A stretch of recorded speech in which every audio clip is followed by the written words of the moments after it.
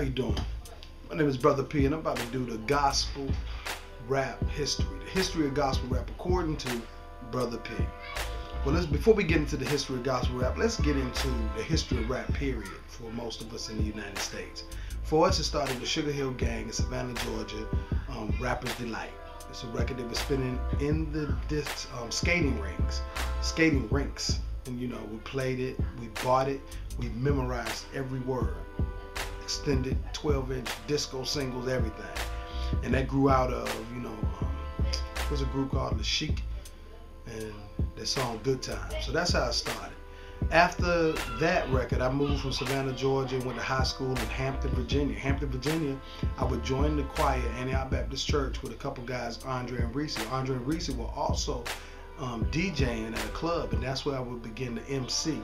So on Saturday night, we'd be in the club spinning Run DMC and all the latest records that was coming out,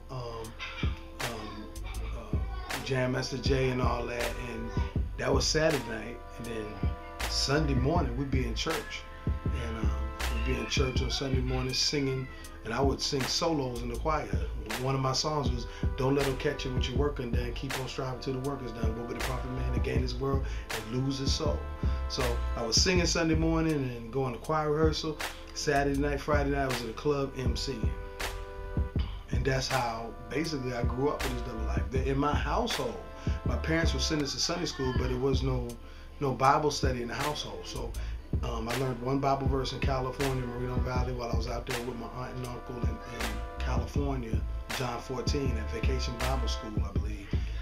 And it was John 14, let not your heart be troubled, believe in God, also believe in me. In my Father's house there are many mansions. If not so, I would have told you so. And that thing just stuck with me all my life, but it wasn't enough to hold me down, even though I found out later this is one of the key verses in the Bible, because Jesus says, "I am the way, the truth, and life. No man cometh to the Father but by me." But I didn't know all that, and then I had a little piece of word in me, and my parents wanted me to do the right thing and everything, but that's how it was. I was allowed to do these things that they didn't consider was harmful to me. And I grew up, went to college. I went to Hampton University, and at Hampton University, I picked up another skill in the 12th grade between that and my freshman year, beatboxing, where I would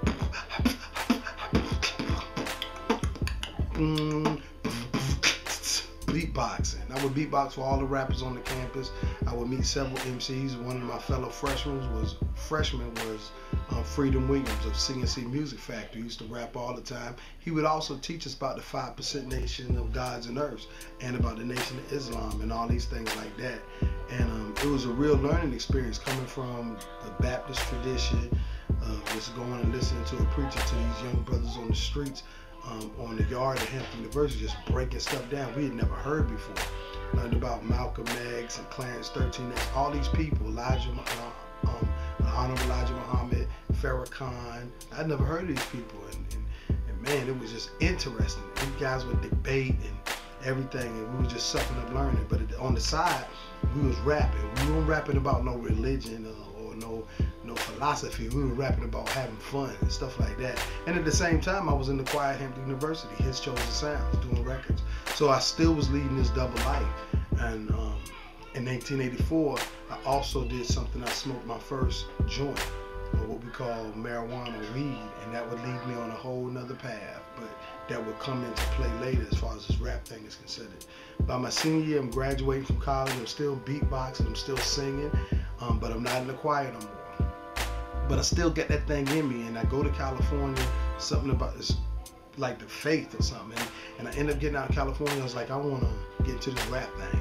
So what am I do? Who am I call myself? Well, I knew about my choir upbringing and stuff like that, so I called myself MCREV. I sat down and wrote my first rap. Yes, it's time for the nation. A new breed with the funky stimulation. The J, the O, the E, the MCREV, kicking hard lyrics for Christianity and no. I hope you hear the lyrics that I wrote that are dope. I do not need a blessing from the Pope. The J, the, I just was rapping and saying all this stuff, but there wasn't no word in there. There wasn't no scripture connected to these rhymes that I was making. I was just going off what I had seen, what I had done thus far, being in the choirs and going to church, Easter egg hunts and all that stuff like that, and doing and being raised to do the right thing. without having the underpinnings of the word to hold you down. So I started out with that, and I would go into the clubs. I didn't go to church. I wasn't in no church when I was in California after I graduated from college. I would just go to the nightclubs and say this rap, because back then, in 1989, 1990, you could just, if you was old enough to get in the club, you can go right to the DJ. He would give you the mic. Nowadays, you try to rap on the mic, he might hit you with the mic. But back then, there was no rappers in the club. They were either too young or they just wasn't in the club. It was, so if a rapper was there, he could go and access the mic and rock the mic. And I would do that. And one night I came across a brother who had an interesting rap about Fred Flintstone, and I was like, man, I gotta get my game tighter. And then I went and battled another rap in another club in Riverside. And when I battled this guy, I did my little written rap. He did his rap, and he passed the mic back to me. I'm looking at him like, what am I supposed to do? I passed the mic back to him. This brother rapped for, like, it seemed like 2 hours. And then I was like, what did you do? Let's freestyle. So from then on, I learned how to freestyle. How did I learn? Every time a record was on my stereo, I would rap over it. And that's how I learned how to freestyle, just making things up off the top of my head. Left to the right, from the life to the dead. Keeping it done. Did you hear what he said? I just would rap all day. It didn't have to make no sense. It just had to rhyme. And that's how I became, a freestyle artist. And then dealing with California, man, those guys master that thing. Leimert Park, we'll get into that later. But then I leave the West Coast to go to graduate school. Come on to go to graduate school. I come back, and a young man named Walter Walker gives me a job as a cameraman. So instead of going to graduate school, I become a cameraman on campus. He shoots my first video for Yes, It's Time for the Nation for MCRV. I had a big gray jacket with a big cross on the back and everything. And that was 1991. And we never finished making the video, because by the time the video was being edited, I had met this another brother named Mark Goldsboro, who had a studio. He used to be a member of Omega Psi Phi, but he had become a Christian. He was a minister, and he would take me to his house and he would produce. He had a full-out studio in his house. He was doing Christian music, and I did a couple songs for him as a Christian artist. Even though I had fell off, I wasn't really MCR or EV no more. I was like, man, let me try to do this thing again. So I did like 2 songs with him, and for some local artists that he was promoting. And on the backside, I was with these other brothers who was in Omega Psi Phi, and they had a record company with a brother named Chuck Smooth from New York, the Babyface MC. And I did a chorus on his song called April's a Crackhead, but she wasn't when I met her. And I used to sing for them. And so I'm doing this stuff at the same time, but that stuff went out. Next thing I know, I'm just doing all that. And I leave Mark Goldsboro alone.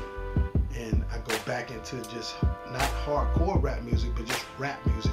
And my edge on rap music, I was a poet, and I would write poetry like Nat Turner. Woke up this morning feeling great, stomach going full from licking my master's plate. Ain't got my weight up, sing on my house, feeling bigger than the thing. So I had this poetry thing going on, and I would put it to music. And that was my niche in this thing, was spoken word. But I would do spoken word to hip hop beats.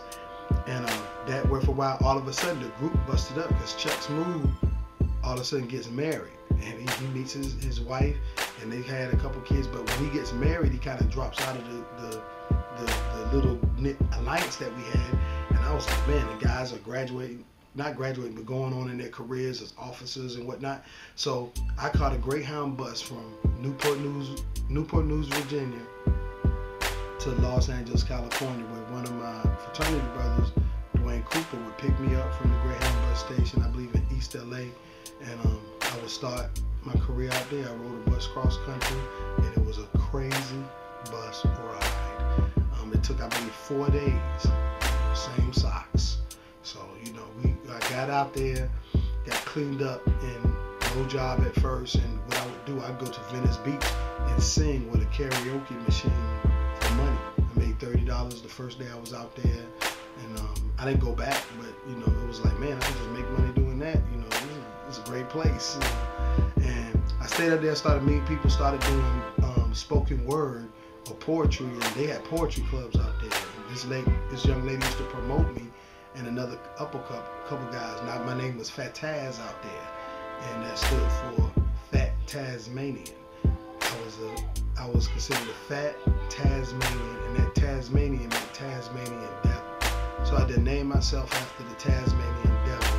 And I was doing hardcore poetry on the West Coast, and that hardcore poetry, go out there, led me to a lot of connections, and it led me to one of my other frat brothers, Lloyd. Go in there, baby, with my kids, my little lovey. Go in there, close the door.